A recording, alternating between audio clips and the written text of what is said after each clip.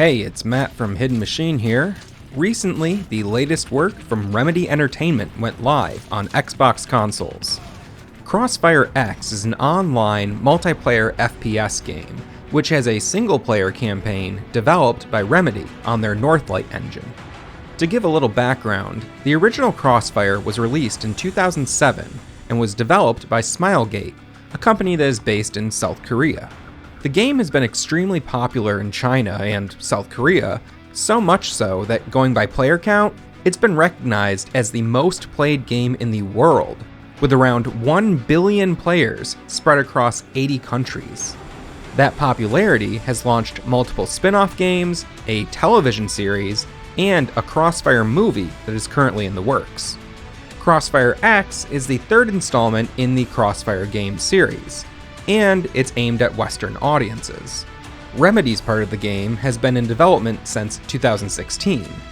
They've created two campaigns called Operation Catalyst and Operation Spectre.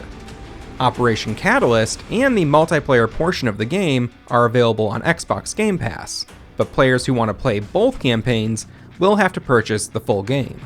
In the world of CrossfireX, two powerful private military contractor groups called Global Risk and Blacklist are engaged in an intense battle for supremacy.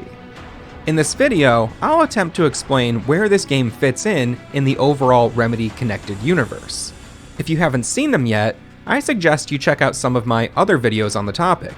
I have a quick, spoiler-free starter guide to the RCU, as well as an in-depth, several-hour-long breakdown that attempts to explain all of the ins and outs of the Remedy connected universe. This video will also contain some major spoilers for both CrossfireX campaigns, so if you want to avoid those, go play the games and then come back here. And with that said, let's get into it. The first of the two campaigns in CrossfireX is Operation Catalyst. It focuses on Global Risk's efforts against Blacklist. The story is narrated from the viewpoint of Finlay Hall, although you'll take control of several other Global Risk members along the way. Global Risk has intel that says Blacklist is mobilizing insurgents in the fictional Eastern European nation of Ascarzia.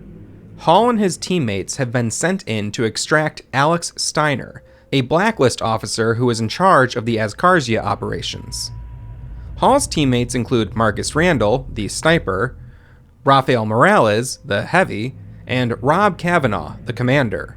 Hall takes on the role of the assault and is the husband of Evelyn Kavanaugh, making him Rob Kavanaugh's brother-in-law.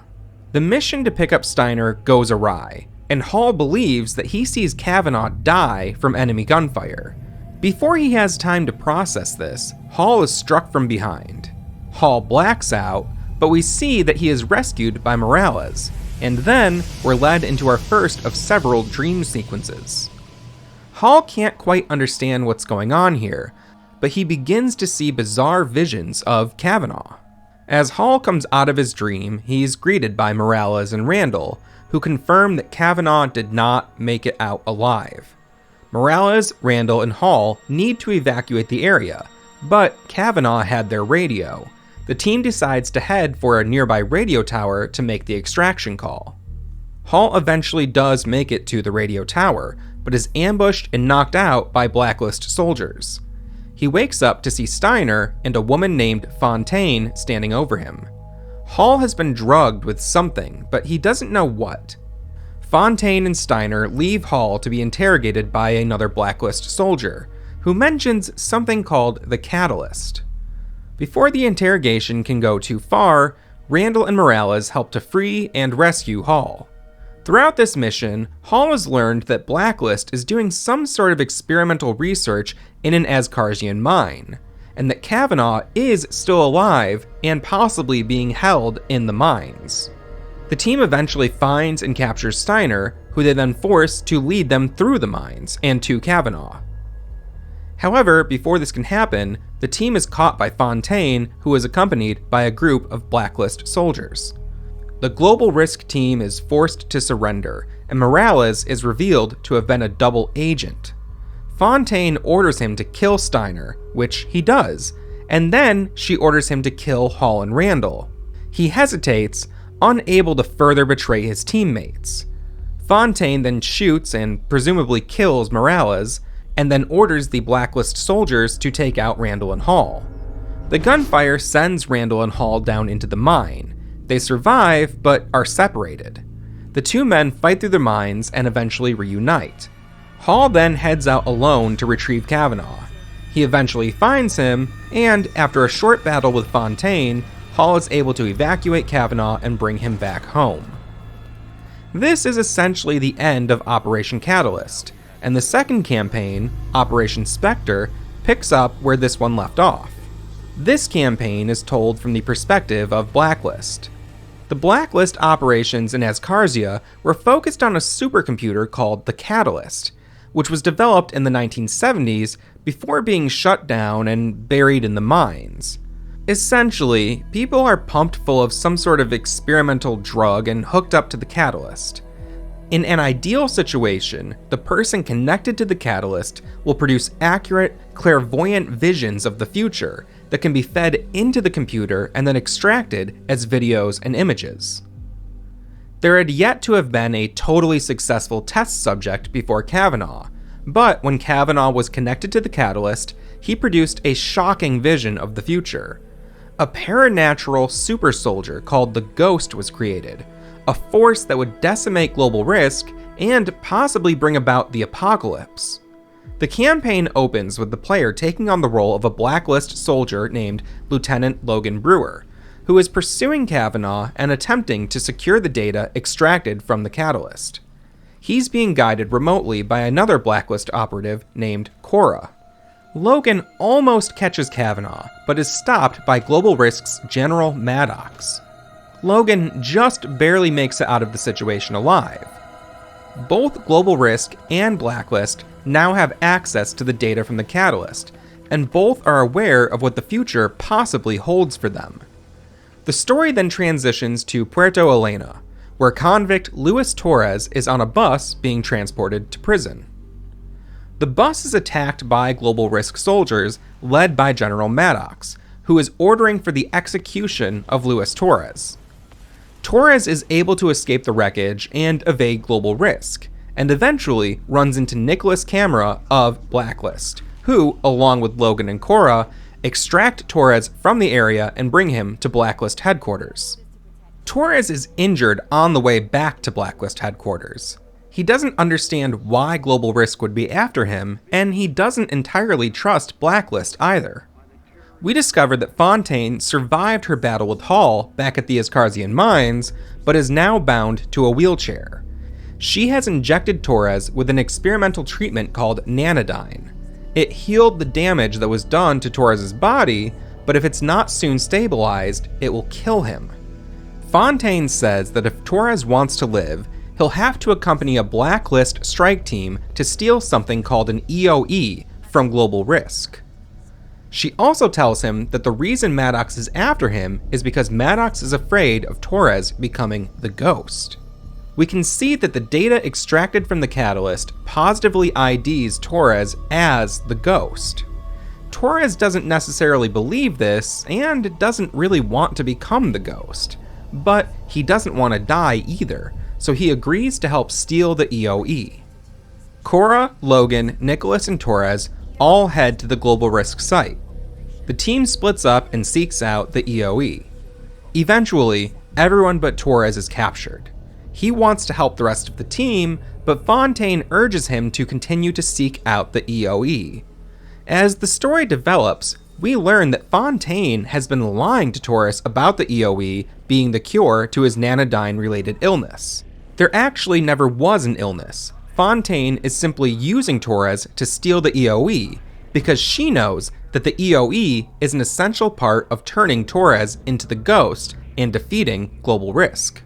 Once he learns all of this, Torres puts the mission aside and decides to try and rescue his teammates one by one.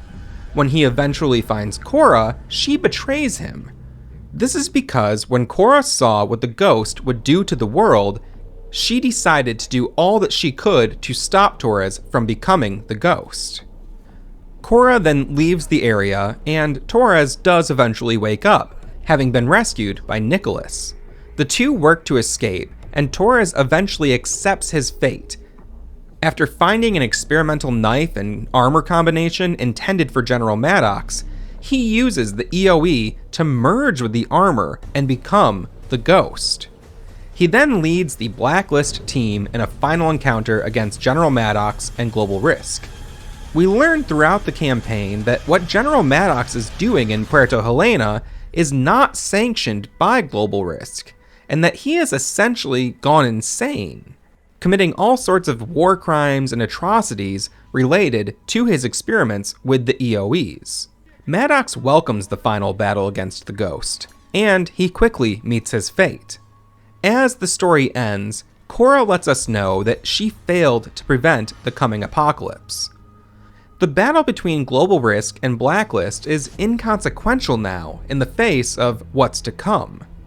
In one final cutscene, set 6 months after the end of the game, we see that Torres has somehow cloned himself, creating a small army of nearly invincible ghost super soldiers.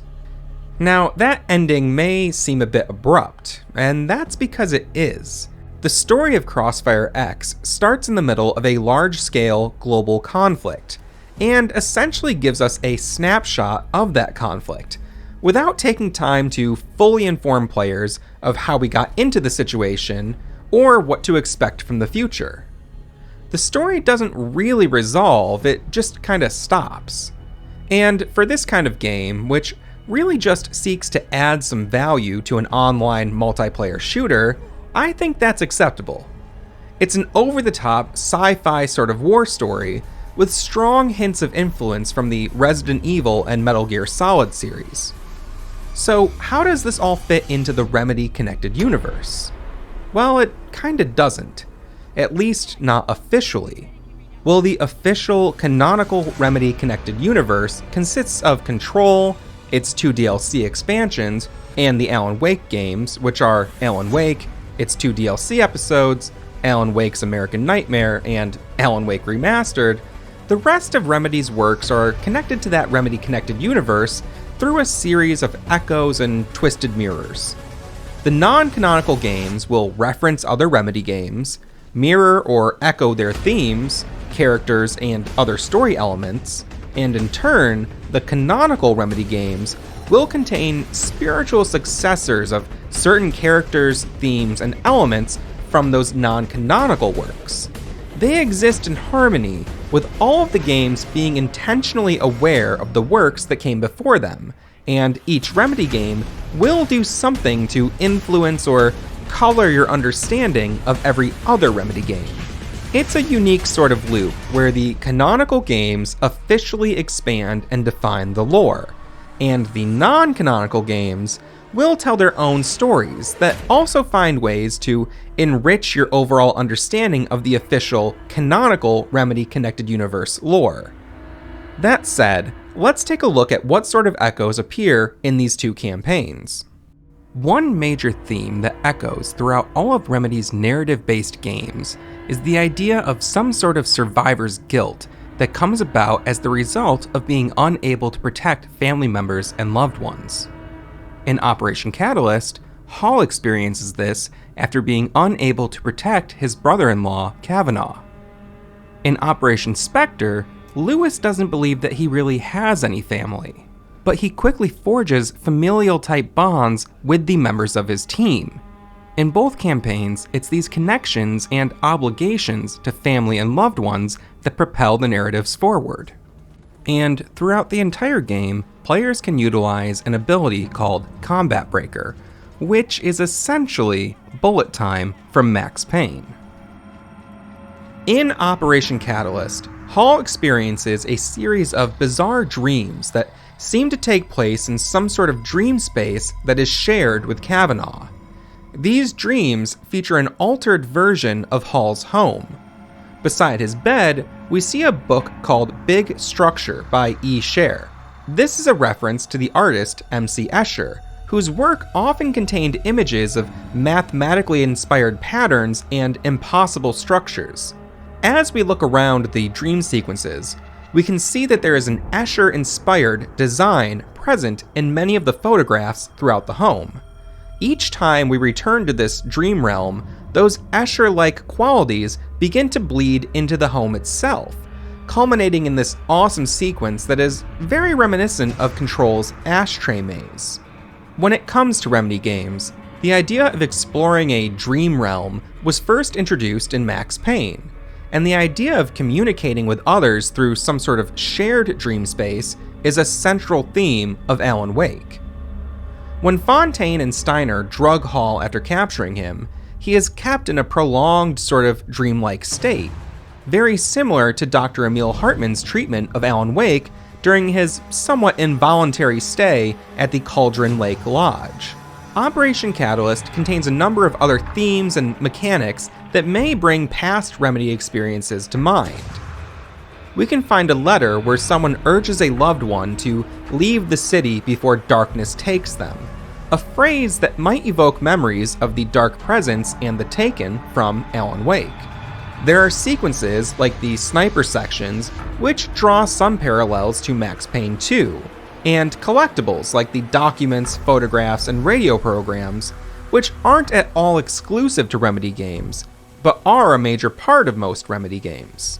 Lastly, Hall's team is called Vanguard 1, and Vanguard is also the name of an upcoming Remedy title, which will be a free-to-play PvE multiplayer game that is still pretty early on in development. Let's move on to Operation Spectre. This campaign contains some echoes of Operation Catalyst, with both stories featuring similar structures of a special forces type team going in on a mission that goes awry, being betrayed by a double agent, and ending in some sort of transformation. Operation Spectre is also where we see a lot of Remedy-related Easter eggs. Very early in the campaign, we can find flyers for a gig featuring the Control Band, a sign for Payne Pharmacy, and a sign for Puha Fashion, which is a reference to Remedy's communications director, Thomas Puha. There is a bottle of wine here that contains symbols very similar to ones seen in Control and in the Alan Wake 2 teaser trailer. We can see the word Control in the refrigerator magnets here, and there's a Remedy branded notepad. Also, I can't seem to find the footage to prove this, but I remember seeing the term Operation Control on one of the monitors in the game. I wasn't able to find every single document and collectible in the campaigns on my first playthrough, so there might be a few more Easter eggs and connections yet to be discovered. Have you played through the CrossfireX campaigns? Maybe you found something I missed. Meet me down in the comments and let me know what you think. We've got a lot more videos that break down and analyze some of our favorite games, as well as plenty of spoiler-free reviews of games that we think deserve a little more attention. We upload new videos at least twice a week, so subscribe for more, and thanks for watching.